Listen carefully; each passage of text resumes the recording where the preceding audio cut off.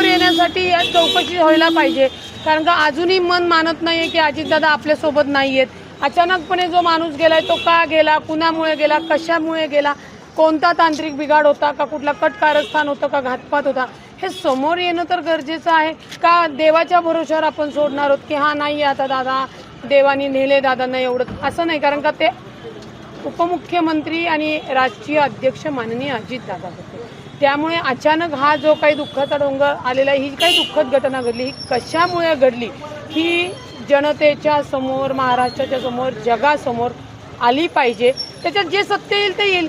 समजा घातपात नसेल तर अपघाताच्या ज्या काही डिटेल त्या आपल्या लक्षात येतील, पण घातपात असेल तर ज्यांनी कोणी केलं आहे ती व्यक्ती अशी सोडण्यात अर्थ नाही ना. त्याच्यामुळे चौकशी व्हायला पाहिजे. हे अजितदादाची कार्यकर्ती बहीण म्हणून माझं पहिल्यापासून मी काल ते बोललेली आहे, त्यामुळे ती चौकशी झाली पाहिजे. मला राष्ट्रवादीच्या नेत्या नाही म्हणलं तरी चालेल.